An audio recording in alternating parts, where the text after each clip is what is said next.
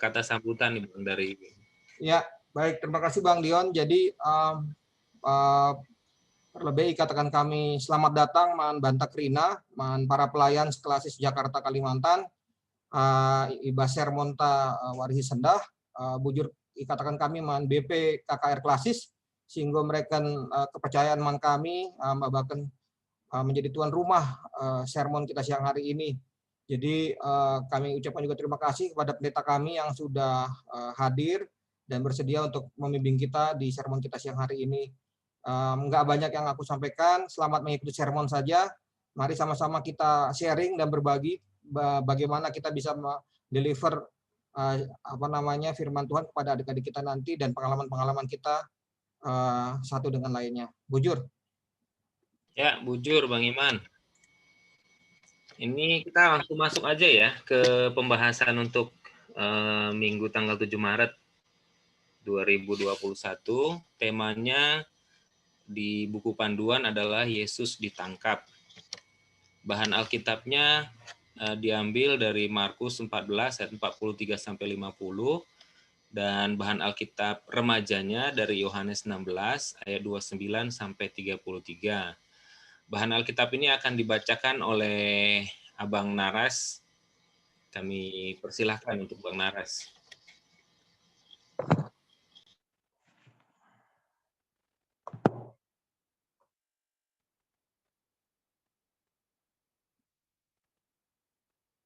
Ya, jadi mari kita semuanya membuka Alkitab kita. Bahan Alkitab yang mau kita sampaikan untuk anak-anak kita yang kita mau bahas pada sermon kita pada hari ini, yang diambil dari Markus 14 ayat 43 sampai 50. Demikian firman Tuhan berkata untuk kita semuanya. Yesus ditangkap.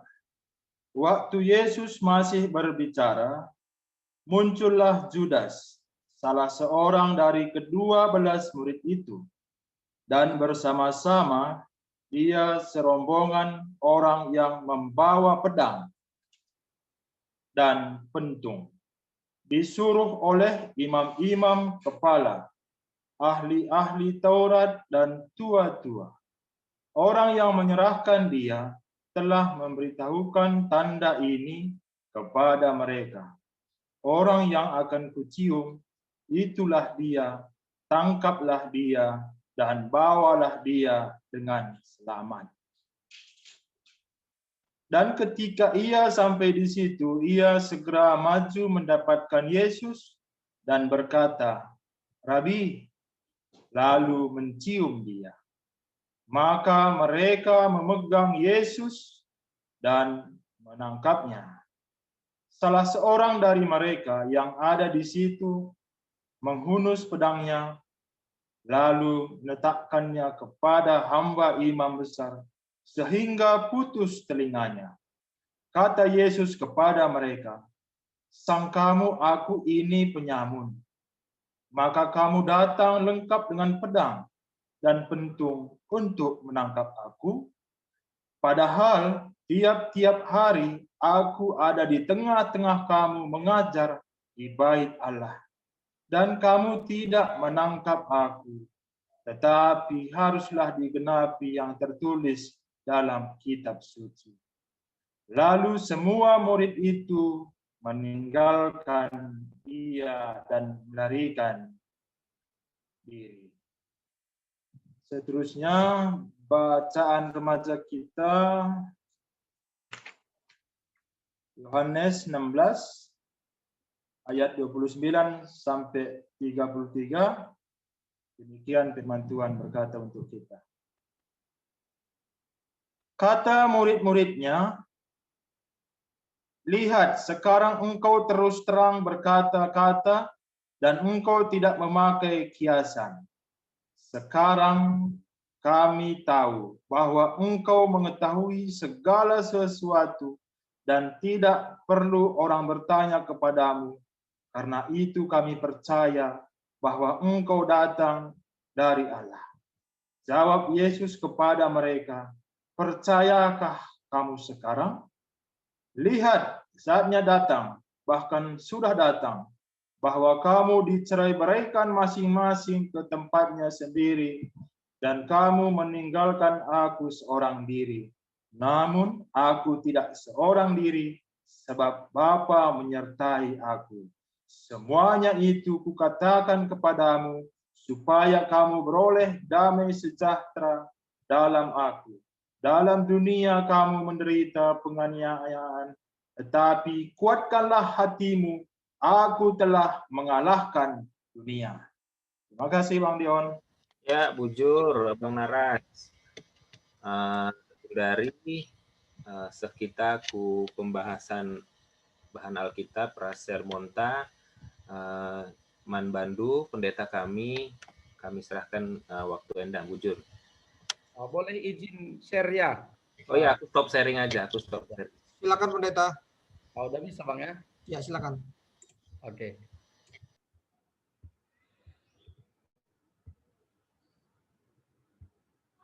Ya, jadi terima kasih. Saya sungguh bersuka cita ini karena bisa menyampaikan firman Tuhan. Karena secara umum lebih sulit memang menyampaikan firman bagi anak-anak daripada orang dewasa. Karena apalagi anak batita dan balita. Karena saya pernah mengalaminya juga. Karena kelas 3 SMP udah ngajar sekolah minggu. Kemudian 2 tahun guru sekolah minggu GBKP Tanah Merah Binjai, 3 tahun guru sekolah minggu GBKP Darussalam. Meskipun sekarang masih mengajar sekolah minggu di Bandung Pusat, tapi lebih banyak ke orang tua dan orang dewasa. Makanya luar biasalah saya bisa dipercayakan untuk memimpin sermon ini. Padahal untuk menghadapi anak-anak lebih berpengalaman kamu semua. Jadi kita akan coba membahas semampu saya ini. Tanggal 7 Maret 2021, Markus 14 ayat 43 sampai 50. Mungkin kita sudah tahu semua, tetapi yang pertama dulu kita harus menggabungkan paralel. Misalnya kalau dalam Markus 14 ayat 43 50 ini, di sini nggak lengkap ceritanya. Misalnya ketika Petrus memotong telinga prajurit, di situ nggak ada diceritakan Yesus menyembuhkannya. Makanya di dalam Markus itu ada situ judul kecilnya. Kalau bahan kita ini kan Markus 14 ayat 43. Jadi di judul besarnya itu Yesus ditangkap, judul kecilnya dalam kurung situ ada Matius 26 ayat 47 sampai 56, Lukas 22 ayat 47 sampai 53, Yohanes 18 ayat 1 sampai 11. Jadi mungkin untuk membacanya kita harus gabungkan biar kita bisa melengkapi ceritanya. Tema anak balita, Yesus ditangkap. Tema anak kecil, Yesus ditangkap. Tema anak tanggung, Yesus ditangkap. Sama, remaja juga, Yesus ditangkap. Kita masuk dulu ke pendalaman teksnya. Dalam cerita ini diceritakan tentang penangkapan Tuhan Yesus oleh hamba-hamba para imam kepala. Tokoh-tokoh yang tidak lain daripada imam-imam kepala, ahli-ahli Taurat. Dan tua-tua telah menyuruh dan menggerakkan mereka. Para tokoh yang berpura-pura mengharapkan Sang Mesias dan siap untuk menyambutnya. Tetapi ketika ia benar-benar datang dan memberikan bukti dan tak terbantahkan bahwa memang dialah akan datang, mereka justru menentangnya. Jadi itulah imam-imam kepala dan ahli-ahli Taurat. Mereka seakan-akan menyambut Yesus, tetapi ketika Yesus datang, tetapi mereka menentangnya. Kemudian Yesus juga tidak tampil seperti raja dunia ini, tetapi membangun sebuah kerajaan rohani, memberitakan pertobatan, pembaruan, kehidupan yang kudus, serta mengarahkan pikiran, perasaan, dan hasrat manusia kepada dunia lain. Karena semua itulah mereka melawannya. Dan karena ia tidak memberikan bukti-bukti seperti yang mereka harapkan, ia menghadapi pemeriksaan yang akhirnya membuat keputusan untuk menangkapnya. Jadi Yesus ini tidak ada melakukan kesalahan dan dosa, tapi dia ditangkap. Maka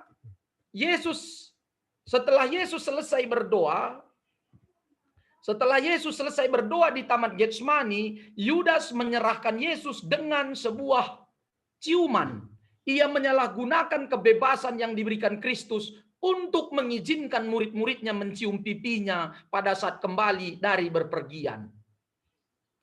Ia memanggilnya Rabi.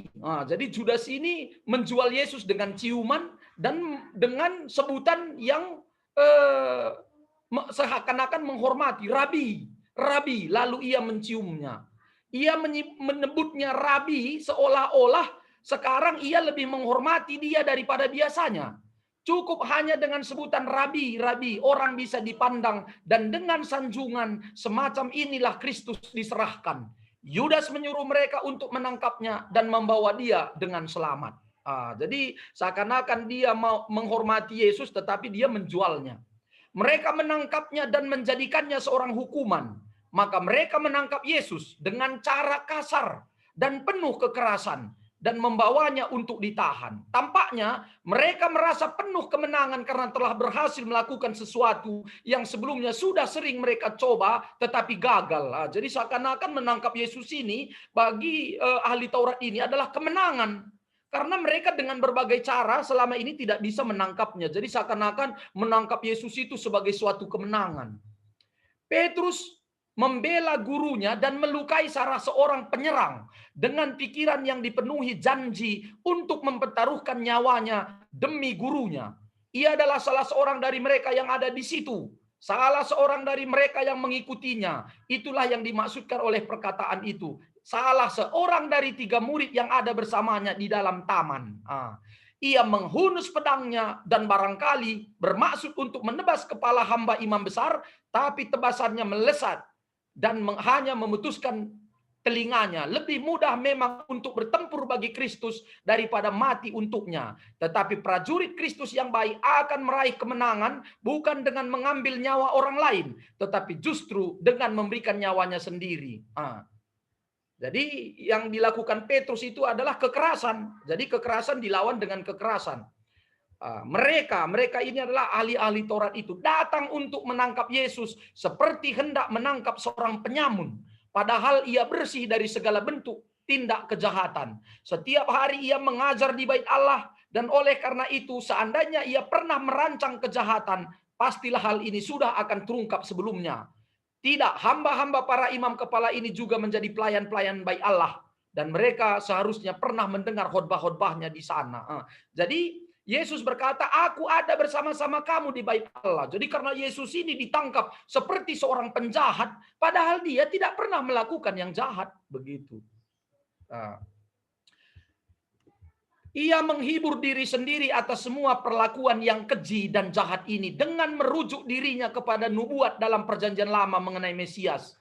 Aku diperlakukan dengan sangat hebat, tetapi aku tunduk karena haruslah digenapi yang tertulis dalam kitab suci. Jadi Yesus tidak melawan. Kekerasan tidak dilawan dengan kekerasan karena memang sudah dinubuatkan seperti itu, kata Yesus.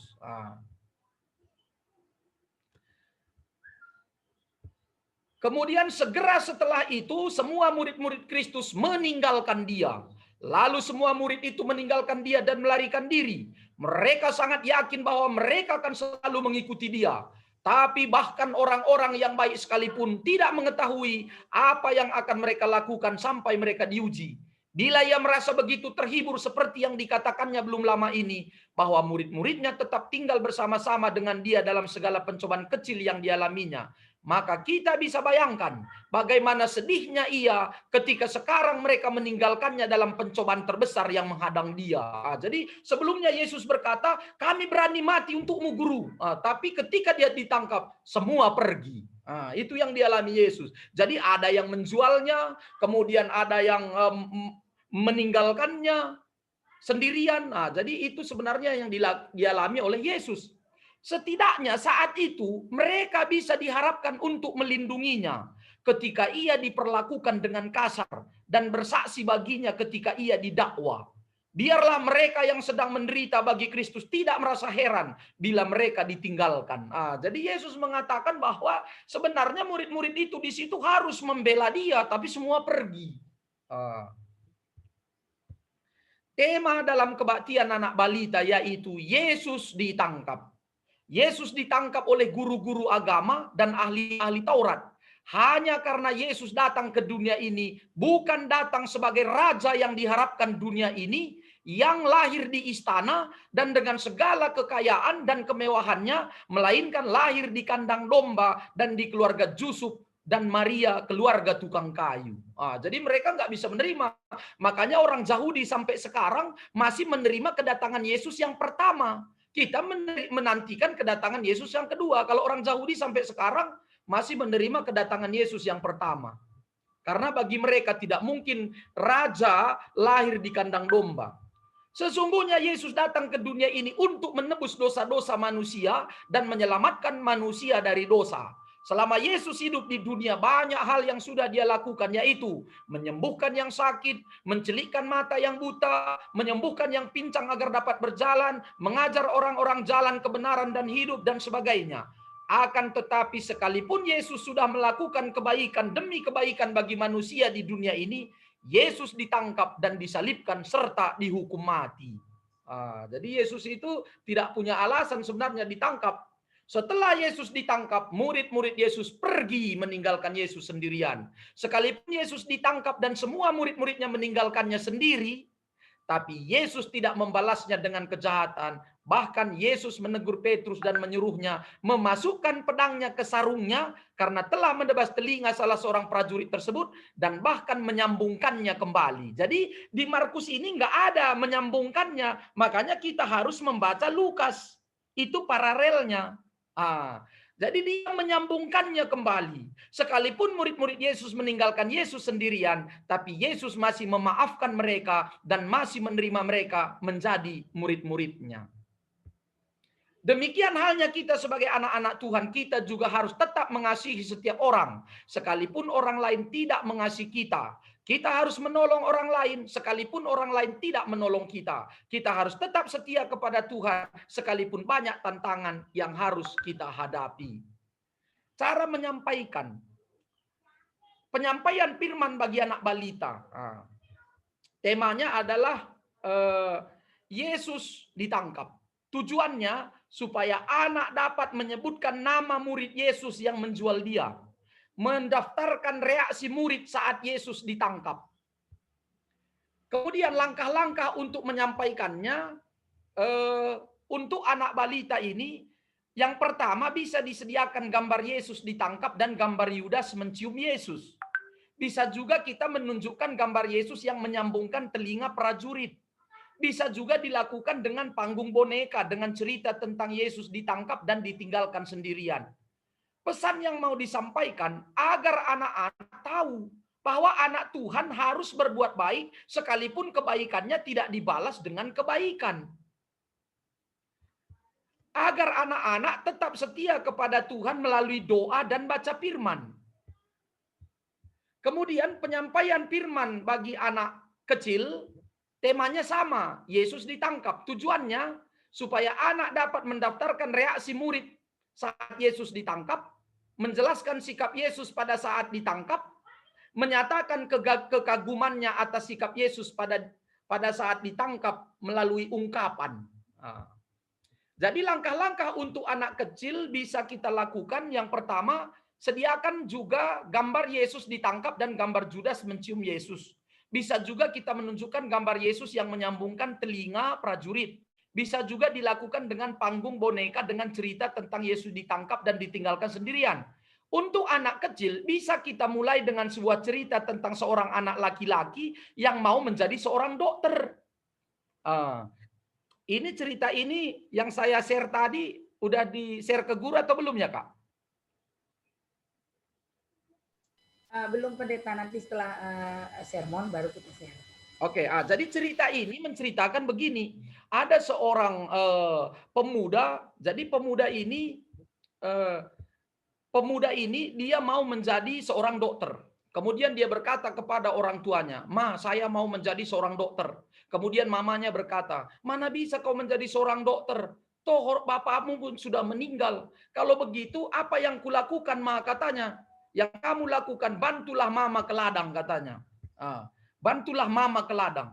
Kemudian tetapi dia berkata dalam hatinya, "Baiklah, saya akan berdoa kepada Tuhan kalau memang itu yang harus saya lakukan." Akhirnya setiap pagi dia pergi ke ladang, sore hari dia pulang ke rumah, pagi hari pergi ke ladang, sore hari pulang ke rumah. Suatu hari Dia mendengar suara teriakan minta tolong dari sebuah hutan. Tolong aku katanya. Kemudian pemuda itu langsung mencari sumber suara itu. Kemudian dia melihat seorang pemuda yang sedang terjebak dalam lumpur hidup. Kemudian ternyata lumpur hidup itu sudah mulai menelan lehernya. Kemudian dia lari mencari kayu, kemudian lumpur itu sudah mulai menutupi mulutnya. Dia lemparkan itu kayu, ternyata lumpur itu sudah mulai menutupi hidungnya. Kemudian menutupi matanya, hanya tangannya aja yang ke atas begini. Kemudian dia tangkap itu kayunya, kemudian ditarik pemuda itu ke pinggir. Ternyata dia pingsan karena sudah lama ditelan lumpur hidup itu. Kemudian dia berusaha membangunkannya, dia tidak bangun. Kemudian dia merogohkan saku celananya, dia lihat dompetnya, dia lihat alamatnya. Kemudian dia menggendongnya dan dia bawa ke alamat itu. Ternyata di depan rumahnya sudah menunggu ibu dan ayahnya. Kenapa anakku katanya. Kemudian pemuda itu ceritakan apa yang terjadi. Orang tuanya memanggil dokter, kemudian dia sadarkan anaknya. Akhirnya anaknya sadar. Kemudian ibu itu berkata kepada pemuda yang menolongnya, "Nak, ini anakku satu-satunya dan kamu sudah menyelamatkannya. Ini uang sebagai tanda terima kasihku." Kemudian pemuda itu berkata, "Enggak ibu, aku tulus menolong anak ibu." Kemudian dia langsung lari. Kemudian ibu itu berkata dalam hatinya, kenapa dia tidak mau? Aku harus menemui siapa orang tuanya. Dia cari, bertemu dengan orang tuanya. Kemudian dia bertanya, apa anak ibu punya pemuda begini ciri-cirinya? Benar, kenapa? Anak ibu sudah menolong anak saya, tapi dia tidak mau menerima uang. Apa sekarang kegiatannya katanya? Dia mau menjadi dokter, sekarang dia pengangguran, tapi aku nggak punya uang katanya. Aku akan menyekolahkan dia jadi dokter katanya kan. Akhirnya disekolahkanlah dia menjadi seorang dokter dan jadilah dia seorang dokter yang menemukan penisilin. Antibiotik namanya adalah Alexander Fleming. Jadi kita bisa sampaikan cerita itu kepada anak-anak kita, kisah nyata yang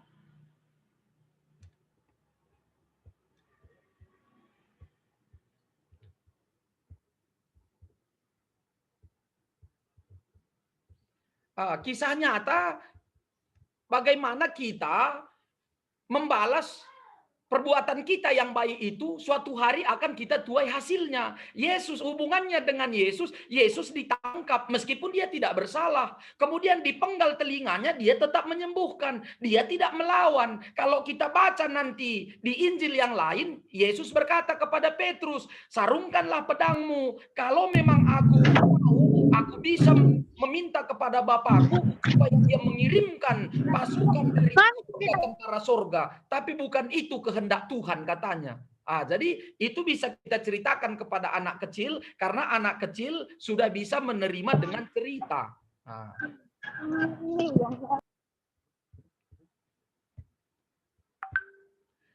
Isi pesan tadi adalah kita harus tetap mengasihi seperti Yesus dengan tulus karena suatu hari kita akan menuai kebaikan yang sudah kita lakukan. Pesan yang mau disampaikan dalam firman Tuhan ini kepada anak kita adalah agar anak-anak tahu bahwa anak Tuhan harus berbuat baik sekalipun kebaikannya tidak dibalas dengan kebaikan. Agar anak-anak tetap setia kepada Tuhan melalui doa dan baca firman. Agar anak-anak tidak membalas kejahatan dengan kejahatan, melainkan membalas kejahatan dengan kebaikan. Itu untuk anak kecil.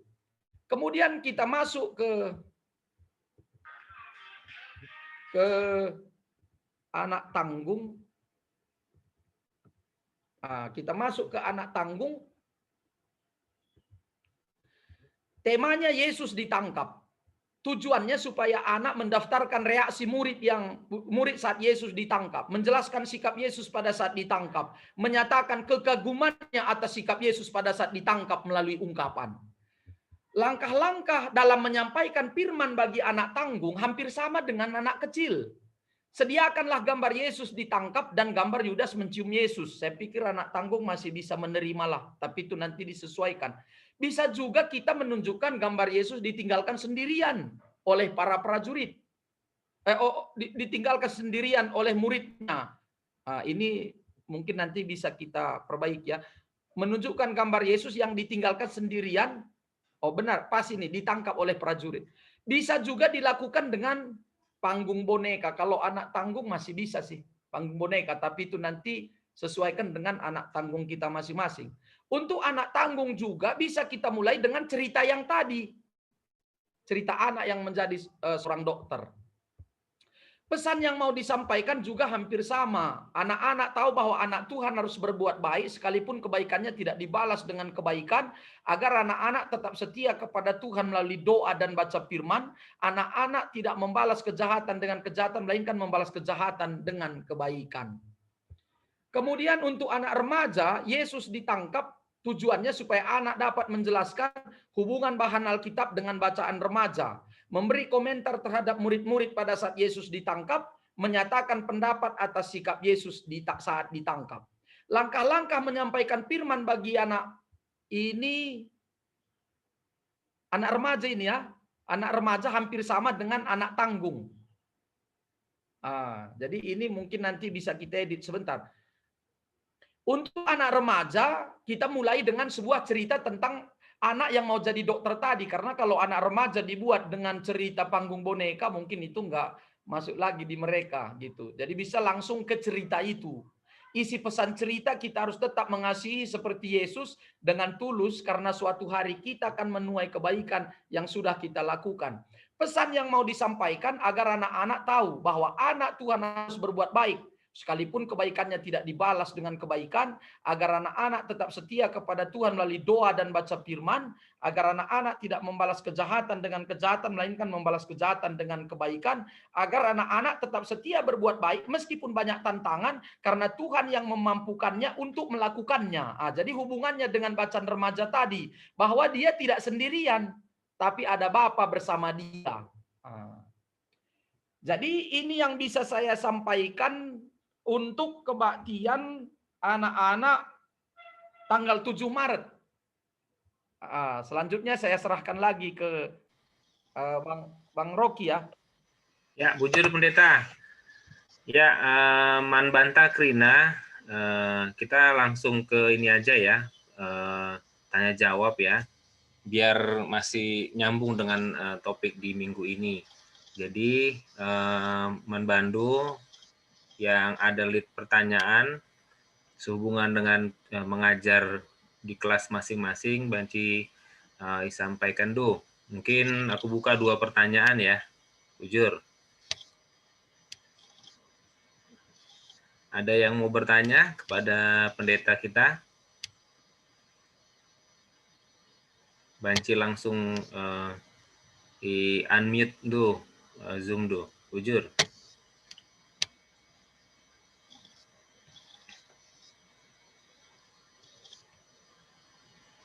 Lead.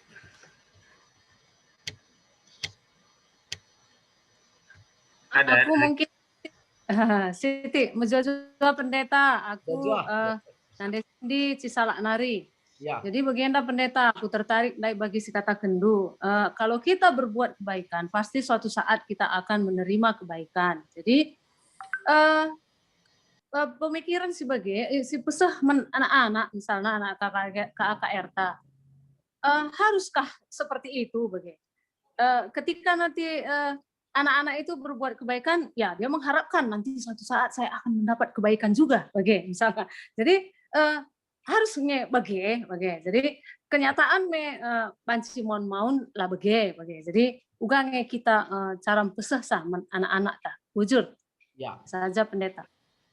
Jadi artinya memang bujur Kak, pertanyaan Dundai luar biasa lah, karena bisa terjebak ya. Bisa terjebak, kita takutnya terjebak di anak-anak itu seakan-akan harus mendapatkan itu jadinya bagi Erika. Jadi memang Yesus mengatakan bahwa apa yang ditanam manusia itu akan dituainya. Dan Matius 7 ayat 12 juga dikatakan, segala sesuatu yang kamu inginkan orang lain perbuat kepadamu, perbuatlah demikian kepada mereka. Tetapi memang kita diajar untuk memulai dari diri sendiri. Melakukan segala sesuatu yang baik dalam hidup kita, memang kita tidak ingin dibalas dengan kebaikan, tetapi memang sebagai orang beriman, yang kebaikan yang kita tanam dengan sendirinya itu suatu saat pasti kita akan menuai kebaikan. Tetapi jangan itu menjadi tujuan utamanya begitu. Mungkin Baci sampaikan kariman anak-anak, Kak. Iya. Ya, bujur pendeta, bujur. Ya, bujur, Kak. Bujur, Man Bandu, Nande Cindy, Salak Nari, Lid Nari, si mau bertanya, nungkunku pendeta, karena pengajaran untuk tanggal 7 Maret. Aku, Bang. Ya. Ya. Menjojo pendeta. Jojoah. Ngelarku wira, rumun cinjantung nari. Si mansungkunan ku jenda. Kais tu nama makna ciuman Yudas senda bagi untuk Yesus secara teologis. Engkai ya harus dengan tanda ciuman bagi. Kenapa lah ditunjuk saja atau ya samping isi kari samping kue tadi saya bacakan tanda lain si arah kena apakah arti khusus dalam makna dalam tradisi tradisi Yahudi saat itu tergua bagai salah sada si kedua juga kita menanggapi ketika banyak dari paham pandangan sih mengatakan justru Yudas justru kita harus melihat sisi lain dari si Yudas ini dengan Yudas membantu penyaliban Tuhan Yesus untuk menebusan dosa bagai. Sedangkan dari kita Islameda kita ia pengkhianat bagai. Tapi guna dari paham-paham si begilah untuk melawan iman Kristenan bagaimana ia menyatakan malah ia membanggakan Yudas. Yeah. Justru dengan Yudas Yesus masih salib ke nina. Kita menghadapi pandangan saya pendeta bujur. Ya, bujur. Ya, jadi ndai ku share coba si ku tulis ndai ya.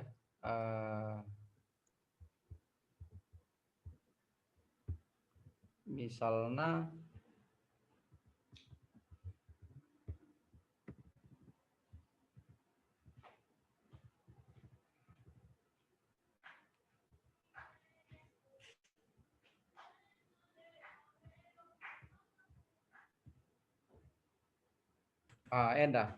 jadi maka setelah Yesus selesai berdoa teman kisah Yudas menyerahkan Yesus dengan sebuah ciuman. Ia menyalahgunakan kebebasan yang diberikan Kristus untuk mengizinkan murid-muridnya mencium pipinya pada saat kembali dari berpergian. Nah, jadi ternyata tafsiran mengatakan bahwa memang dari murid kepada seorang guru itu Yesus mengizinkan untuk ketika mereka berpergian kemudian bertemu kembali dilakukan dengan ciuman. Jangan isalah gunakan Judas bahwa dia menyium Yesus bukan dengan menghormati, seakan-akan menghormati. Maka Yesus ngata ia disibaca kari nina bahwa dengan ciumankah engkau menyerahkan aku? Nina. Jadi memang ekin ilako kena sebagai murid man guruna adi janaria laus maka mulih kenca ciumna guruna bagi. Karena penungkunan dusi pertama ndai dakam nina rabi nina lalu menciumnya. Jadi seakan-akan ia menghormati padahal jadi bagikin go ilakokan oleh murid-murid Yesus daman Yesus ibas kegeluhan antara seorang murid dengan guru. Entah rabi nina atau guru jadi MC ilakokan ekin tradisi si ilakokan bagailah. Maka si penungkunan dunda uga kita menghadapi pandangan. Memang ada sumber mengatakan bahwa Judas itu penyelamat. Kalau dia tidak menjual Yesus maka nggak ada keselamatan nina. Jadi si tuhuna itu tidak benar. Yesus mengatakan bahwa memang harus begitu terjadinya. Makanya berdoalah supaya bukan kamu pelakunya. Bicara lapis dayakan Judas, lid singganti kenian dayakan sa. Karena memang harus begitu. Sehingga Yesus berkata ketika dia berdoa di Taman Getsemani, berdoalah supaya kamu jangan jatuh ke dalam percobaan. Karena memang begitu harusnya terjadi. Tapi berdoalah supaya jangan itu terjadi bagimu. Gelah ulah kita pelakuna. Sebab kita tidak terkungkung dengan takdir. Ada yang kau tetapkan bagi harus jadi bagi. Orang Kristen tidak. Misalnya Niniwe, engkau tetapkan di bata pasti akan hancur. Tapi ketika mereka berdoa, puasa, dan benar-benar memohon kepada Tuhan, bukan karena perbuatan mereka ya, tapi Allah akhirnya mengubah keputusannya karena kehendak Allah sendiri. Misalnya Raja Hizkia, Allah sendiri mengatakan kepada nabinya bahwa dia pasti mati. Tapi ketika Hizkia berdoa kepada Tuhan, maka Tuhan berkata, katakan kembali bahwa aku tidak akan mengambil nyawanya. Jadi bukan karena Judas.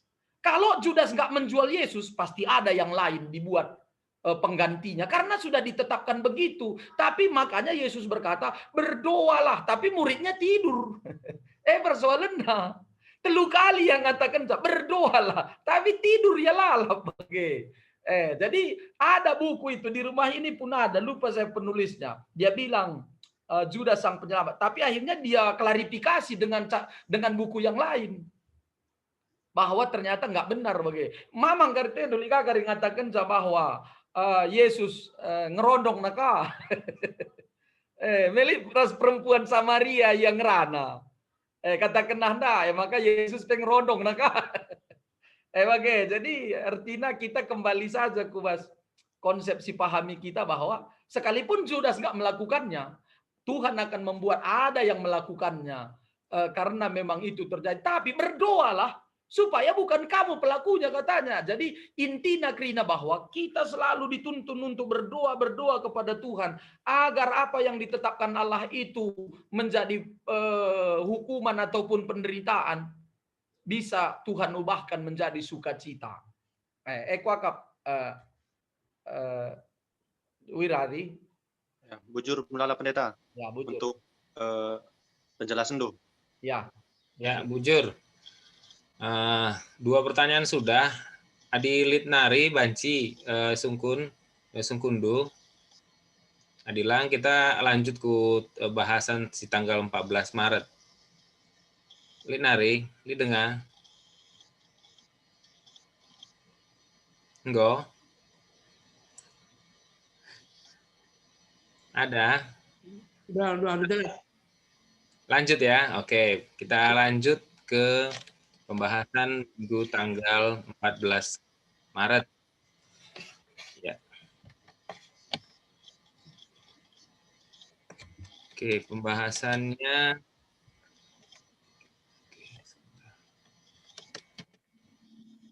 14 Maret 2021, temanya adalah Yesus di hadapan Mahkamah Agama. Bentar ya. Screen.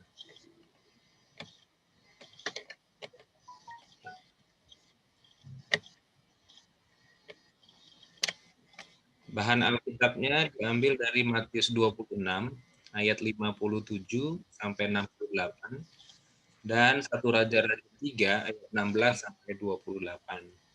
Yang akan membaca bahan Alkitab kali ini adalah Kak Aprila Buruginting. Kak Aprila. Ya, Bang. Silakan, Kak. Ya, untuk bacaan kita di tanggal 14 Maret 2021 diambil dari Matius 26 ayat 57 sampai 68. Saya bacakan. Matius 26 ayat 57. Yesus di hadapan Mahkamah Agama. Sesudah mereka menangkap Yesus, mereka membawanya menghadap Kayafas. Di situ telah berkumpul ahli-ahli Taurat dan tua-tua.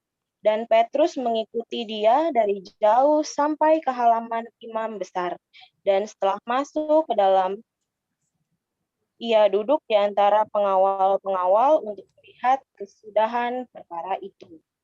Imam-imam kepala malah seluruh Mahkamah Agama mencari kesaksian palsu terhadap Yesus supaya dapat dihukum mati. Tetapi mereka tidak memperolehnya. Walaupun tampil banyak saksi dusta, tetapi akhirnya tampillah 2 orang, yang mengatakan orang ini berkata, "Aku dapat merubuhkan bait Allah dan membangunnya kembali dalam 3 hari." Lalu imam besar itu berdiri dan berkata kepadanya, "Tidakkah engkau memberi jawab atas tuduhan-tuduhan saksi-saksi ini terhadap engkau?" Tetapi Yesus tetap diam. Lalu kata imam besar itu kepadanya, "Demi Allah yang hidup, katakanlah kepada kami, apakah engkau Mesias anak Allah atau tidak?"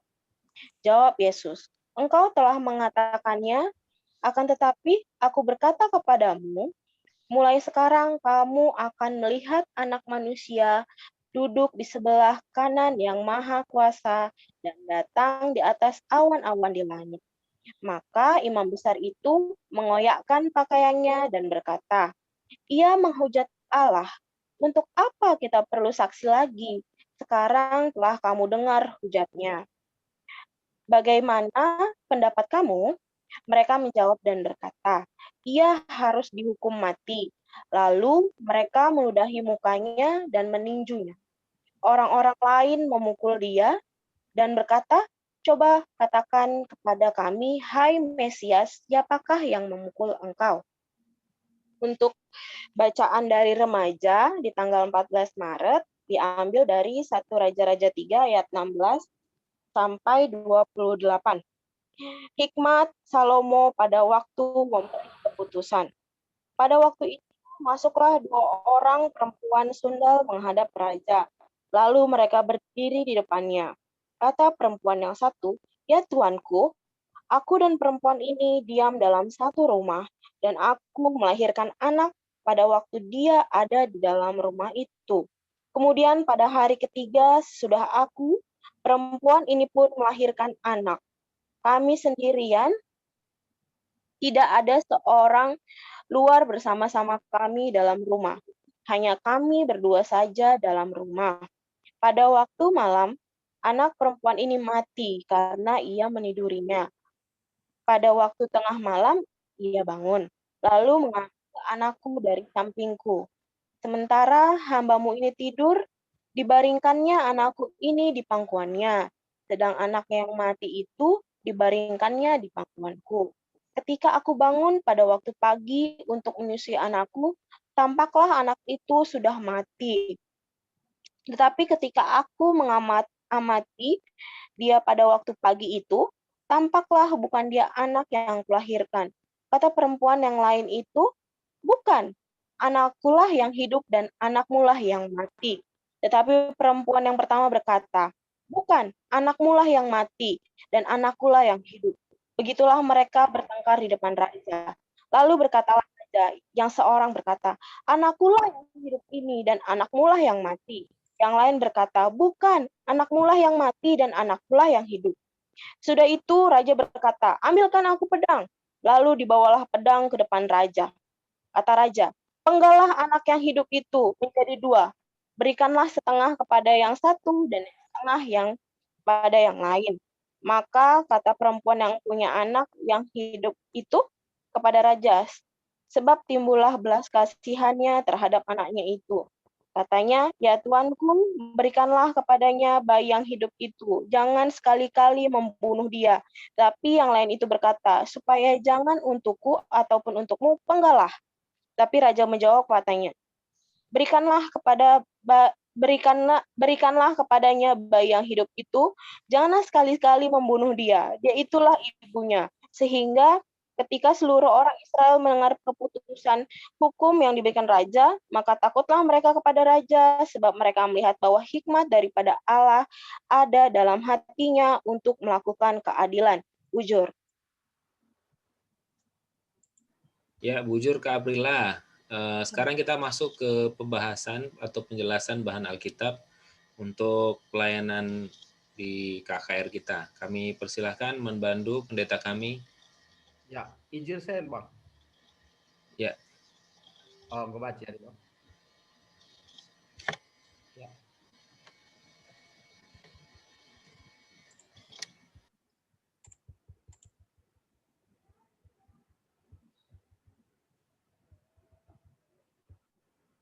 Ya.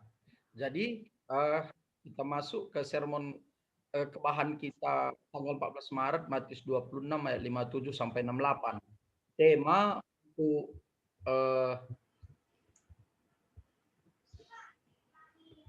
anak balita Yesus di hadapan mahkamah agama, anak kecil, anak tanggung, anak remaja sama. Kemudian kita masuk ke dalam pendalaman teksnya. Pendalaman Alkitabnya itu kita berbicara tentang persidangan terhadap Tuhan kita Yesus di pengadilan. Maka agama mencari-cari saksi palsu untuk melawan. Meskipun mereka telah bertekad untuk mendakwanya, tidak peduli benar atau salah. Mereka ingin melakukannya dengan cara sehalus mungkin. Yaitu dengan mencari bukti yang dapat menyudutkannya. Kejahatan yang dituduhkan mereka kepada Kristus di pengadilan saat itu adalah ajaran palsu dan penghujatan. Itulah yang ingin mereka buktikan untuk mendakwa dia. Jadi dikatakan bahwa dia membuat ajaran palsu dan menghujat.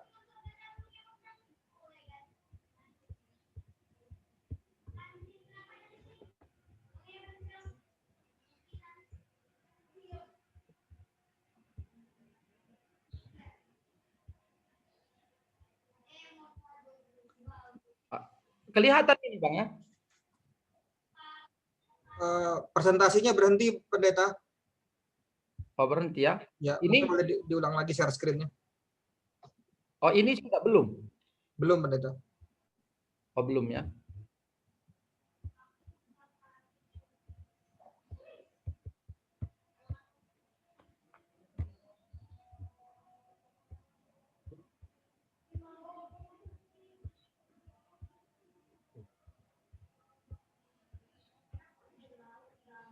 Ini udah muncul Bang, belum ya? Ini WA, Pendeta. Oh WA ya?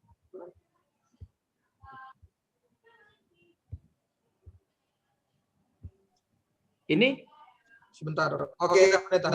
Ya. Oh udah ya. Oke. Jadi mereka mencari sesuatu yang bisa dipakai untuk sebagai bukti. Itu tadi kata ajaran palsu dan penghujatan. Itu yang akhirnya mereka buktikan untuk mendakwa dia. Mereka mencari-cari bukti. Mereka mencari kesaksian palsu terhadap Yesus. Mereka telah menangkapnya, mengikatnya, melecehkannya. Dan setelah segala perlakuan kejam tersebut, mereka masih harus mencari sesuatu yang bisa dipakai untuk menghukumnya. Tetapi mereka tidak menemukannya. Karena memang Yesus tidak ada melakukan kejahatan.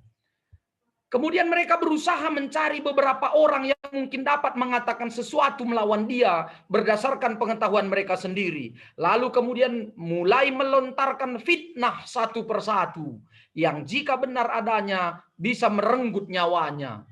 Jadi akhirnya dia memfitnahnya.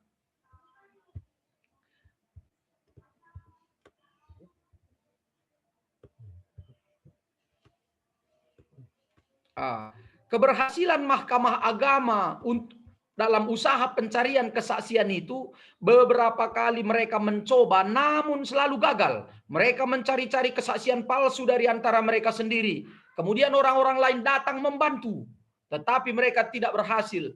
Mereka tidak berhasil berbuat apa-apa karena tidak bisa menyeragamkan segala bukti-bukti yang telah diajukan atau membeberkan sedikit kebenaran dan menunjukkan keterkaitan antara kesaksian satu dan lainnya karena mereka bukanlah hakim yang sebenarnya. Jadi Yesus ini dipitnah. Jadi dicari-cari kesalahannya. Jelas sekali bahwa semua yang mereka katakan itu adalah dusta. Sehingga mengakibatkan perbantahan di antara mereka sendiri. Saat mereka melimpahkan hinaan kepada Kristus, hal itu justru menambah kemuliaannya. Jadi di antara mereka pun sudah nggak sama pendapatnya. Akhirnya mereka menemukan dua orang saksi yang kelihatannya saling bersetujuan dalam bukti yang mereka paparkan di pengadilan. Oleh karena itulah perkataan mereka amat diindahkan karena diharapkan dapat membantu mereka menyelesaikan perkara. Perkataan yang mereka pakai untuk bersumpah menentang Kristus adalah bahwa dia berkata, aku dapat merubuhkan bait Allah dan membangunnya kembali dalam 3 hari. Inilah yang dibuat jadi alasan Yesus ini ditangkap. Atas perkataan inilah mereka mendasari tuduhan atasnya sebagai seorang yang membenci bait Allah dan berusaha meruntuhkannya. Mereka tidak tahan mendengar hal ini karena mereka sangat mengagung-agungkan bait Tuhan. Tetapi sebenarnya setelah meninggalkan berhala-berhala sebelumnya, mereka justru menjadikan bangunan itu sebagai berhala mereka. Jadi karena bagi mereka akhirnya itulah jawabannya. Dia mau meruntuhkan bait Allah. Padahal kata-kata Yesus itu dirinya sendiri. Aku mati kemudian bangkit hari ketiga, itu sebenarnya. Tapi mereka akhirnya membuat itu menjadi alasan untuk menghukum Yesus. Kemudian mereka kembali bertanya kepada Yesus, apakah engkau Mesias anak Allah atau tidak? Sekalipun Yesus tahu bahwa jawabannya akan menjadi bencana baginya, ia tetap mengatakan kebenaran itu bahwa dia memang Mesias. Setelah itu mereka semua meludahi muka Yesus dan meninjunya dan orang lain memukulnya. Jadi dia tahu, tapi dia harus mengatakan kebenaran itu karena dia memang anak Allah. Dia tahu kalau saya ucapkan ini, saya pasti akan dihukum dan ditangkap dan dihukum seperti itu. Imam besar itu mengoyakkan pakaiannya sesuai dengan kebiasaan orang Yahudi saat mereka mendengar atau melihat sesuatu yang dianggap menghina Allah. Seperti yang dinyatakan dalam ayat-ayat ini, Yesaya 36 dan Kisah Para Rasul 14.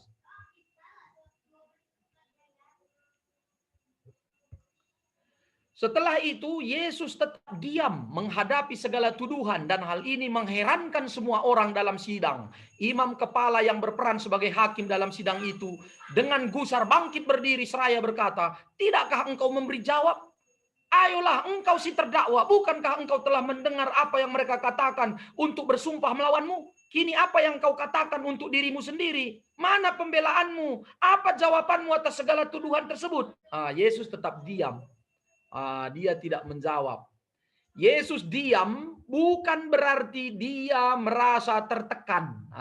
Jadi ini poinnya ini. Yesus diam bukan berarti dia merasa tertekan atau mengutuk dirinya sendiri ataupun terpaku dalam kebingungan. Bukan juga karena dia tidak bisa mengatakan apa yang ingin dia ungkapkan, melainkan supaya firman Allah digenapi. Itu yang tadi memang harus begitu terjadi. Saat musuh-musuhnya mengatakan hal-hal yang jahat untuk melawan dia, dia diam saja. Karena saatnya telah tiba, dia rela menanggung hukuman sehingga tidak berusaha menyangkal segala tuduhan. Jika tidak begitu, pastilah dia sudah membungkamkan dan mempermalukan mereka seperti yang sudah sering dia lakukan sebelumnya. Yesus tahu bahwasanya memang itulah jalannya. Tema dalam kebaktian anak balita yaitu Yesus di hadapan mahkamah agama. Sekalipun Yesus dibawa ke mahkamah agama atau persidangan Imam Kayafas, akan tetapi tidak ditemukan satu pun kesalahan dalam dirinya. Meskipun Yesus akan dipukuli, disiksa dan dibunuh, akan tetapi Yesus tetap mengakui bahwa dia adalah Mesias. Meskipun Yesus dipukuli, diludahi, disiksa, dan meskipun banyak orang bersaksi palsu tentang Yesus, akan tetapi Yesus tetap diam bukan karena Yesus tidak sanggup melawan mereka. Karena Yesus memang 100% Allah dan 100% manusia. Akan tetapi Yesus tahu bahwa waktunya dia menggenapi apa yang direncanakan Allah dalam hidupnya di dunia ini sudah tiba. Yesus diam bukan berarti dia merasa tertekan atau mengutuk dirinya sendiri ataupun terpaku dalam kebingungan. Bukan juga karena dia tidak bisa mengatakan apa yang ingin dia ungkapkan, melainkan supaya firman Allah digenapi. Ini tadi kayak sudah ini ya. Sebagai anak-anak Tuhan, kita juga harus selalu mengesampingkan kepentingan kita agar kepentingan Tuhan boleh dinyatakan. Hendaknya lah melalui perkataan dan perbuatan kita dapat memuliakan nama Tuhan. Cara menyampaikan firman bagi anak balita Yesus di hadapan mahkamah agama ini mengulangi perkataan guru tentang tuduhan terhadap Yesus, menyebutkan sikap Yesus setelah disalahkan oleh para imam besar dan mahkamah agama, menyatakan tekad untuk berkata benar melalui nyanyian. Kemudian langkah-langkah dalam menyampaikan firman bagi anak balita sama bisa disediakan gambar Yesus di mahkamah agama, bisa juga kita menunjukkan gambar Yesus yang diludahi, gambar Yesus yang diludahi atau Yesus dipukul, bisa juga dilakukan dengan panggung boneka dengan cerita tentang Yesus di hadapan mahkamah agama. Pesan yang mau disampaikan agar anak-anak tahu bahwa kita tidak boleh membalas kejahatan dengan kejahatan. agar anak-anak tetap mau mempertahankan imannya kepada Tuhan Yesus Kristus sepanjang hidupnya. Penyampaian firman Tuhan bagi anak kecil, supaya anak dapat mendaftarkan tuduhan terhadap Yesus, menyebutkan sikap Yesus setelah disalahkan oleh para imam dan mahkamah agama, menyatakan tekad untuk mengatakan yang benar melalui motto. Kemudian kalau untuk anak kecil, kembali bisa kita mulai dengan sebuah cerita tentang seorang raja yang membuat sayembara menanam pohon. Ini mungkin nanti di-share, sudah saya buat ceritanya. Jadi ceritanya bisa kita mulai anak kecil. Misalnya dalam mengajar anak kecil, jadi ada seorang raja. Raja ini mau membuat sayembara untuk menanam pohon. Kemudian dia mengundang semua pemuda-pemuda di rakyatnya untuk berkumpul. Kemudian setelah pemuda itu berkumpul, raja berkata, ini aku memberikan biji kayu kepada kamu sekalian, dan 1 tahun kemudian kamu akan menanam biji ini. 1 tahun kemudian kamu harus membawa pohon itu bersama potnya. Siapa nanti pohonnya yang paling tinggi, maka itulah yang akan menjadi menantu saya, dan dia akan mewarisi harta saya. Kemudian pemuda-pemuda ini semua mengambil biji itu, kemudian pergi ke rumah masing-masing dan menanamnya. 1 tahun kemudian kembali raja menyampaikan surat agar semua pemuda yang sudah menerima biji kayu itu segera datang dan membawa pohonnya, karena saatnya raja memilih siapa yang menjadi menantunya. Kemudian semua pemuda berbondong-bondong membawa pohonnya, tapi ada seorang pemuda, dia lihat ke pot bunganya, pohonnya nggak tumbuh. Yang tumbuh hanya rumput.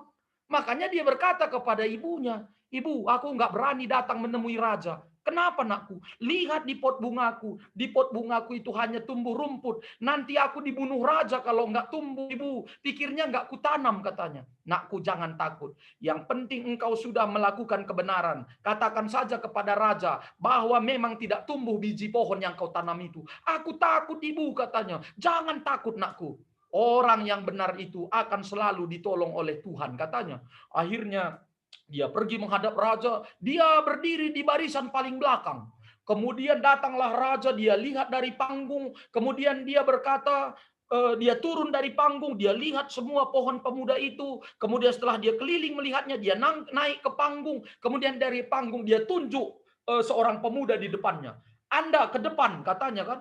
Kemudian yang depan, saya raja, katanya, bukan yang di belakangmu. Saya raja, katanya, bukan yang di belakangmu. Saya raja, katanya, bukan yang di belakangmu. Kemudian tiba di pemuda yang tidak tumbuh di pohon kayu yang dia tanam. Dia lihat ke belakang, nggak ada lagi orang. Iya benar, kamu maju ke depan, katanya. Dia menangis. Ampun raja, aku sudah berusaha menanam biji pohon itu tapi nggak tumbuh, raja. Ampun, cepat ke depan, kata raja. Ampun raja, katanya. Prajurit bawa dia naik, katanya kan. Matilah aku, pikir pemuda itu. Setelah sampai di atas panggung, dia gemetar.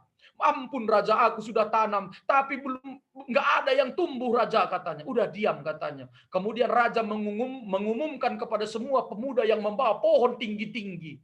Dia berkata, inilah calon menantuku.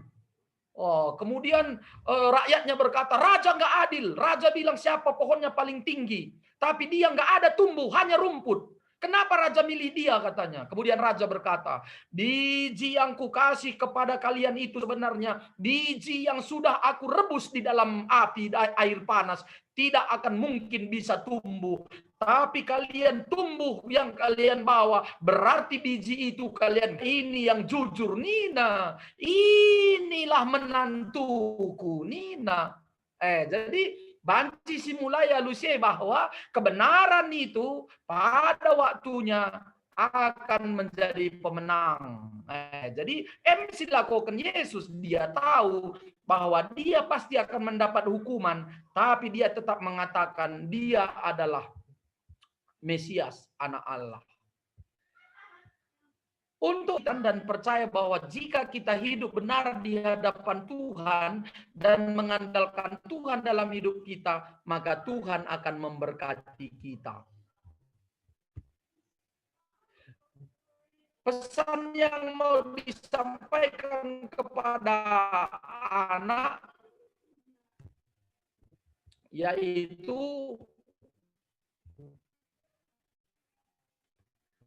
agar anak-anak di mata Tuhan. Jadi untuk anak kecil, maka anak tanggung hampir seri situ huna.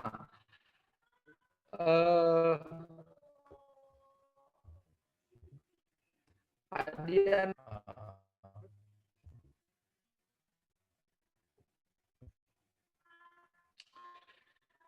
langkah-langkah dalam menyampaikan firman bagi anak tanggung sebenarnya hampir sama dengan anak kecil. Bisa disediakan gambar Yesus di makaikan tadi. Kemudian pesan yang mau disampaikan juga hampir sama. Agar anak-anak tahu bahwa anak Tuhan harus berbuat baik sekalipun kebaikannya tidak dibalas dengan kebaikan, agar anak-anak tetap setia kepada Tuhan melalui doa dan baca firman.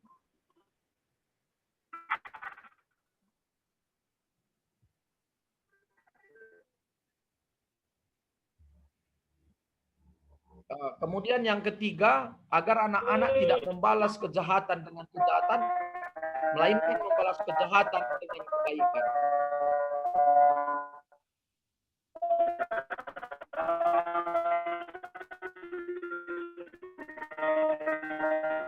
Kayaknya agak lelet ini Bang ya. Mungkin bisa ditutup kameranya dulu, Pendeta. Biar lebih ringan. Ya. Nah, mungkin video dulu boleh ditutup dulu untuk bisa meringankan bandwidth. Ini udah dengar Bang? Oke, sekarang lebih bagus, Pendeta. Ini udah dengar Bang? Enggak, Pendeta. Sudah, Pendeta, sudah. Sudah ya? Udah.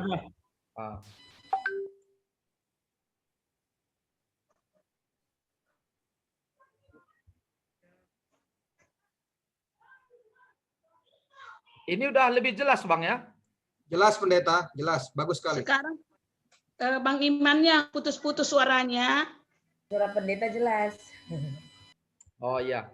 Ya, biasa kalau akhir bulan begini, Kak. Kemudian untuk anak remaja, Yesus ditangkap. Ini tujuannya supaya anak dapat menjelaskan hubungan bahan Alkitab dengan bacaan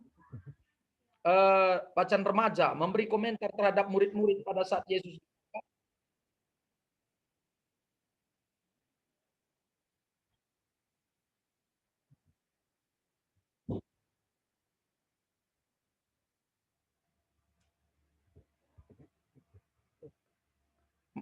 Jelas atau lelet ini Bang?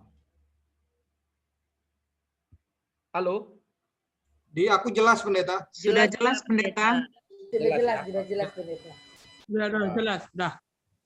Ya, jadi memberi komentar terhadap murid-murid pada saat Yesus ditangkap, menyatakan pendapat atas sikap pada saat ditangkap. Langkah-langkahnya ini bagi anak remaja ini hampir sama dengan anak tanggung.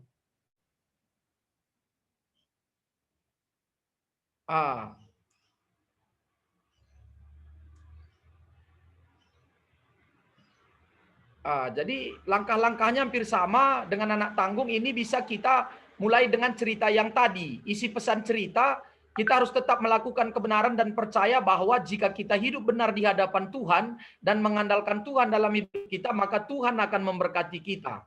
Pesan yang disampaikan agar anak-anak tahu bahwa anak Tuhan harus berbuat baik, sekalipun kebaikannya tidak dibalas dengan kebaikan. Agar anak-anak tetap setia kepada Tuhan melalui doa dan baca firman. Agar anak-anak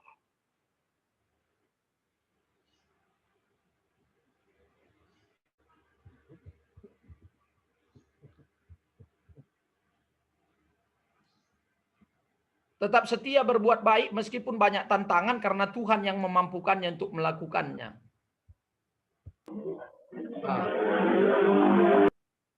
Jadi ini yang bisa disampaikan nanti kepada anak-anak kita di tanggal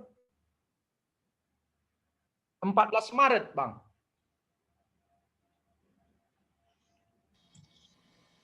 Ya, Ya, pendeta. jujur pendeta. Tadi ada sedikit gangguan ya, suaranya putus-putus. Nggak tahu kalau suaraku kedengar jelas apa putus-putus juga ini. Jelas, Bang. Sekarang udah jelas ini. Kedengeran.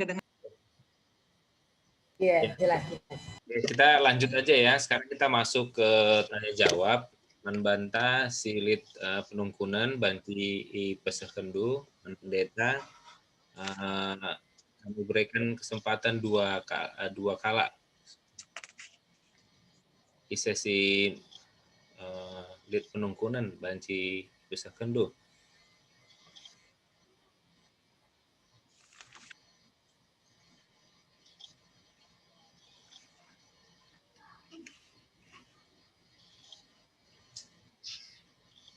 Bang Dion.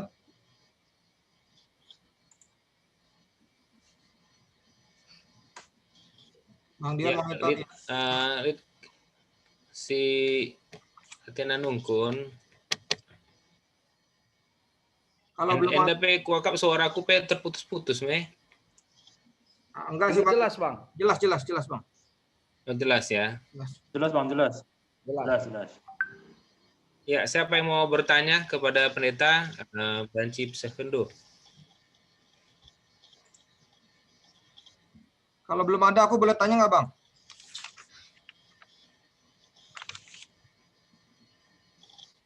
Bang Dion. Ya, ada.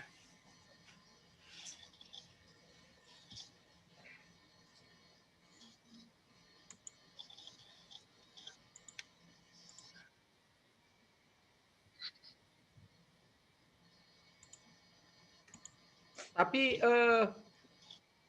pesan yang mau disampaikan Enda ke Ari, Enda si dalam bentuk word karis pas Bang. Enda terkopi ya. Iya, pendeta. Yang pertama pendeta kirim ya, pendeta. Iya, itu dalam word yang terakhir, Kak. Iya. Pesannya itu Iya, pendeta. Pesannya itu sebenarnya itu terkopi yang di atas. Jadi sebenarnya pesan yang mau disampaikan pada anak remaja agar anak-anak tahu bahwa kita tidak boleh membalas kejahatan dengan kejahatan.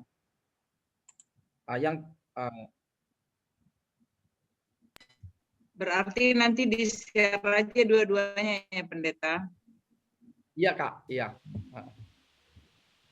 Iya. Yang Word sama yang PowerPoint. Ya, yang terakhir ya, Kak. Ya, ada yang mau bertanya untuk persiapan tanggal 14?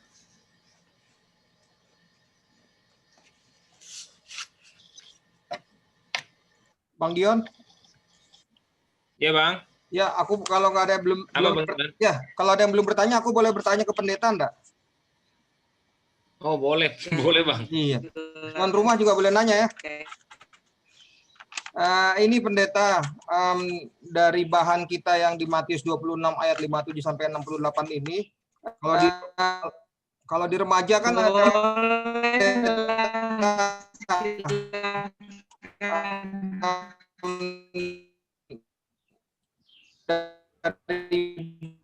lanjut Bang Iman. Ya, bentar. Jaringan delay di sini, Bang, bentar. Udah kedengaran, Bang?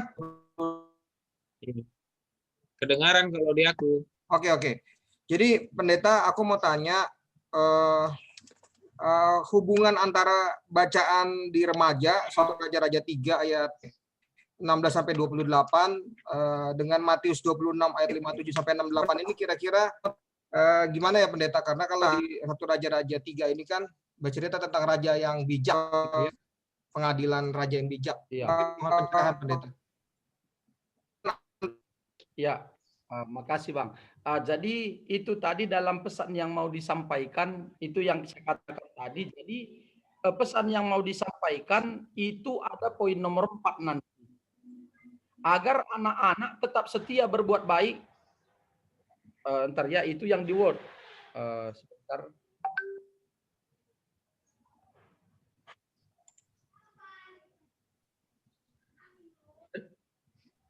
Dengar suara saya ya, Bang? Dengar pendeta, dengar pendeta. Dengar pendeta. Jadi yang di Word itu, jadi pesan yang disampaikan itu dalam Word itu nanti pesannya agar anak-anak tahu bahwa anak Tuhan harus berbuat baik sekalipun kebaikannya tidak dibalas dengan kebaikan. Agar anak-anak tetap setia kepada Tuhan.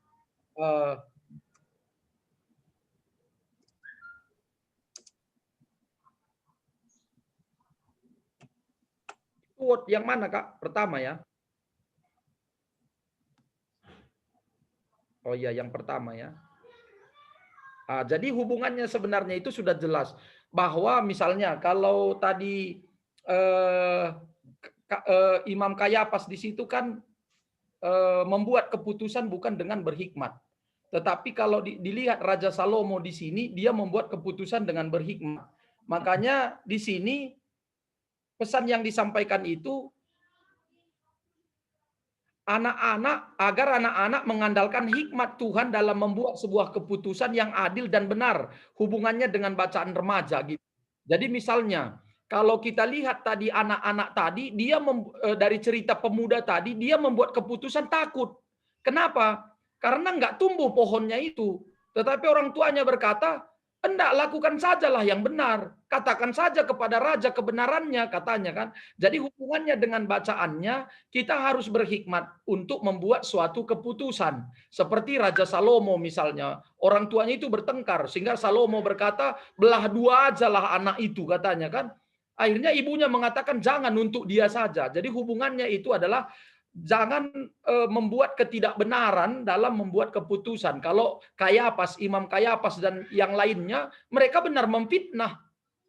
Tetapi Salomo tidak. Dia berhikmat gitu. Kalau dihubungkan dengan remaja. Makanya cerita tadi, pemuda itu membuat keputusan dengan logikanya, tetapi ibunya mengatakan, "Lakukan sajalah. Yang penting engkau sudah melakukan yang benar dan sesungguhnya." Gitu, Bang.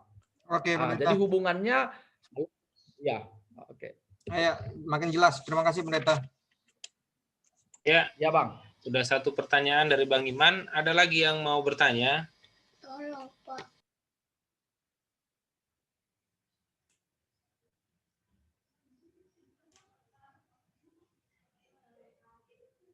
Ya, ada lagi. Masih ada pertanyaan? Kalau nggak ada, kita lanjut aja gimana? Lanjut aja Bang Rocky. Oke, kita lanjut aja ya. Berarti kita sudah menyelesaikan sermon untuk tanggal 7 dan tanggal 14 Maret. Kita sudah bertanya jawab juga. Harapan kami adalah dengan sermon ini kita bisa semakin baik lagi menyampaikan firman Tuhan. Sekarang kami serahkan ke Klasis ya. Mungkin ada Momo dari Klasis. Oke, terima kasih Bang Rocky. Suaranya kedengaran jelas ya Bang? Dengaran Kak. Ya. Terima kasih teman-teman yang sudah ikut ambil bagian hari ini sermon. Kita ada 75 peserta hari ini di Zoom ya. Terima kasih pendeta untuk firman yang boleh dibagikan kepada kami. Jelas sekali.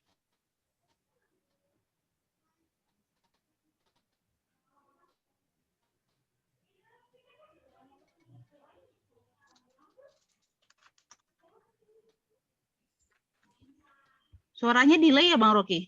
Enggak, Kak. Silakan Kak Tati. Oh enggak ya? Enggak, silakan. Oke. Momo untuk kita yang pertama itu sermon untuk 14 Maret. Tuan rumahnya teman-teman dari Rungkun Cilengsi. Hari ini ada kan ya yang dari Rungkun Cilengsi? Halo teman-teman Cilengsi. Oke, 14 Maret ya Kak ya, sermon kita di bulan Maret. Ya, momo yang kedua itu PA anak tingkat klasis itu diadakan 27 Maret dengan tuan rumah Depok. Ini juga kemarin sudah dimomokan. Kayaknya hari ini teman-teman dari Depok lebih rame ya, jadi infonya lebih jelas. Itu aja Momo untuk hari ini, Bang Rocky. Ya, bujur Kak. Ada lagi yang mau disampaikan selain dari klasis? Bang Iman ada yang mau disampaikan, Bang? Nggak ada, Bang. Oke, kalau tidak ada, mungkin kita bisa menutup ya sermon kita kali ini. Kita akan menutup dengan ujian yang akan dibawakan oleh Kak Aprila. Kami silakan Kak Aprila. Kak Aprila. Setelah itu doa pendeta ya, Bang. Kenapa, Bang? Setelah itu doa penutup dibawakan oleh pendeta ya. Ya, setelah itu doa penutup yang akan dibawakan oleh pendeta. Oke. Ya, kakak abang semua, sermon kita hari ini udah hampir selesai. Selamat bertugas di 2 minggu ke depan. Kita untuk menutup sermon kita hari ini, kita mau nyanyi lagu Tanganku Kerja Buat Tuhan. Boleh sambil tepuk tangan semua.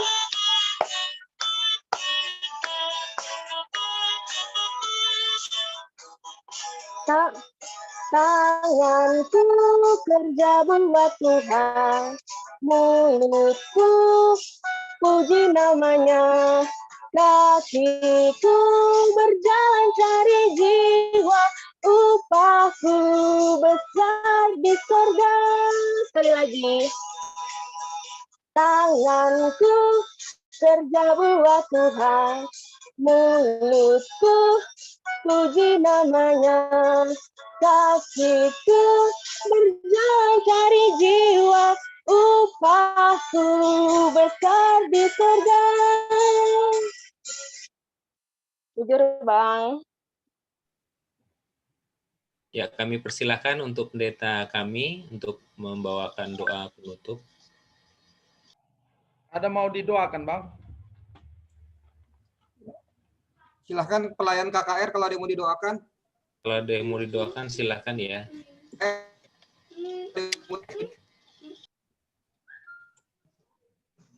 Doakanlah kami semua pendeta supaya tetap semangat. Ya, doakan semua tetap semangat KKR Klasis Jakarta Kalimantan ya. Iya, Gitu ya, Kak? betul pendeta, sama anak-anaknya lah, walaupun belajar dari rumah tetap, karena mereka sekarang kalau nggak salah penilaian akhir tahun kalau nggak salah, ada kegiatan mereka juga yang sekolah. PTS, Ya, Kak, Kak. penilaian Semester, tengah Kak. Tapi mereka ada tengah semester, pendeta. ya itulah namanya. PTS ya. PTS. Ya, PTS. PTS ya. Yang Udah, kelas Kak. 6 masuk ujian. Kelas 6 masuk ujian ya. Oke. Sudah, Bang.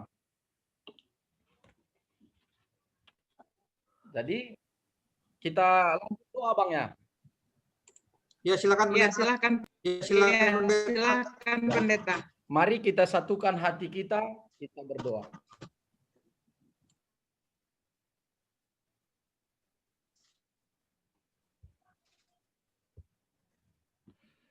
Tuhan Allah Bapa kami yang di sorga, yang kami kenal dalam nama Yesus Kristus Tuhan kami, terima kasih Tuhan, karena Tuhan sudah memberkati sermon guru-guru KKR Klasis Jakarta Kalimantan ini semuanya boleh berjalan dengan baik. Tuhan berkati firman Tuhan yang sudah kami dengar, agar firman Tuhan itu boleh memperlengkapi kami semua hamba-hamba Tuhan dan guru-guru KKR, dan mampukan kami menyampaikannya kepada anak-anak kami semua di runggun kami masing-masing, agar anak-anak kami tetap mampu hidup seturut kehendak Tuhan melalui firman Tuhan yang mereka dengar. Ya Tuhan, saat ini juga kami berdoa, kiranya Tuhan berkati pengurus KAKR Klasis, Tuhan berikan kesehatan, Tuhan berikan kekuatan, Tuhan berikan berkat-berkat Tuhan yang melimpah, sukacita damai sejahtera Tuhan kiranya menjadi milik mereka, mereka mampu mencukupi kebutuhan hidup mereka, khususnya tetap setia dalam melayani Tuhan. Kami juga berdoa pada saat ini Tuhan, buat anak di tengah-tengah keluarga guru-guru KAKR semua Tuhan berkati, berikan kesehatan, kekuatan, iman yang kuat, meskipun mereka masih belajar dari rumah. Begitu juga seluruh anak KAKR di runggun kami masing-masing, berkati mereka semua Tuhan, berikan iman yang kuat, berikan kesabaran, buatlah supaya mereka tidak bosan, tidak jenuh, agar mereka boleh tetap setia belajar dan mereka boleh menggapai cita-citanya seturut dengan kehendak Tuhan saja. Berkati juga ya Tuhan, kiranya Tuhan berkati PTS anak-anak kami dan kelas 6 yang akan masuk ujian. Tuhan yang memberkati mereka dengan Roh Kudus Tuhan, agar Roh Kudus Tuhan yang mengingatkan mereka akan semua pelajaran yang sudah mereka pelajari, sehingga mereka mampu mengikuti PTS itu dan ujian bagi kelas 6, supaya mereka mendapatkan nilai yang baik seturut kehendak Tuhan, mereka boleh menggapai cita-citanya seturut dengan kehendak Tuhan saja. Ya Bapa, berkatilah semua guru-guru KAKR Tuhan, lindungi sertai mereka, supaya kuasa Roh Kudus Tuhan menjaga memberkati mereka. Kuasa kegelapan atau orang jahat, setiap penyakit virus corona, jauh dari mereka, tidak mampu mencelakai mereka, tidak mampu memisahkan mereka dari Tuhan, dari keluarga, karena kuasa Tuhan bersinar dalam diri mereka, sehingga mereka tetap mampu melayani Tuhan, seturut dengan kehendak Tuhan saja. Berkati juga ya Bapa pekerjaan dan usaha guru-guru KAKR semua, Tuhan berkati mereka. Kami percaya bahwa orang-orang yang setia melayani Tuhan, berkat-berkat Tuhan akan melimpah bagi mereka, sekalipun harus banyak kerikil-kerikil yang harus mereka lewati. Kami juga berdoa pada saat ini Tuhan, apapun saat ini pergumulan yang dihadapi guru-guru KAKR, berkati mampukan mereka melewati dan menghadapinya, supaya mereka tetap merasakan sukacita damai sejahtera Tuhan, dan pakailah mereka lebih lagi untuk melakukan yang terbaik bagi Tuhan. Terima kasih Tuhan. Berkati jikalaupun ada guru KAKR yang sakit atau pemulihan kesehatan atau keluarganya yang sakit, Tuhan berkati agar mereka boleh disembuhkan sehat selalu dan terhindar dari virus corona. Terima kasih Tuhan. Jikalaupun sebentar lagi kami akan berpisah dari sermon klasis ini, Tuhan berkati kami semua agar sukacita damai sejahtera berkat Tuhan kiranya boleh menjadi milik kami dan pakai kami lebih lagi untuk kemuliaan nama Tuhan. Khususnya pengurus KAKR Klasis yang sudah memfasilitasi acara ini semua. Tuhan berkati mereka, berikan kesehatan, sukacita damai sejahtera Tuhan, sehat selalu dan pakai mereka lebih lagi untuk kemuliaan nama Tuhan saja. Terima kasih Tuhan, ampuni segala dosa kami. Terimalah doa dan harapan kami ini Tuhan. Kami datang dalam nama Yesus Kristus Tuhan kami yang sudah mengajari kita berdoa, kita ucapkan bersama-sama. Bapa kami yang di sorga, dikuduskanlah namamu, datanglah kerajaanmu, jadilah kehendak-mu di bumi seperti di surga. Berikanlah kami pada hari ini makanan kami yang secukupnya, dan ampunilah kami akan kesalahan kami, seperti kami juga mengampuni orang bersalah pada kami. Dan janganlah bawa kami dalam pencobaan, tetapi lepaskanlah kami daripada yang jahat. Karena Engkaulah yang punya kerajaan, dan kuasa, dan kemuliaan, sampai selama-lamanya. Amin. Ya, bujur pendeta, untuk pelayanan bujur pengurus klasis Jakarta Kalimantan, juga bujur Banta Krina, guru-guru KKR, singgo ngikuti sermon ta wari enda. Dari serahkan kami kembali bantu pengurus klasis Jakarta Kalimantan. Bujur.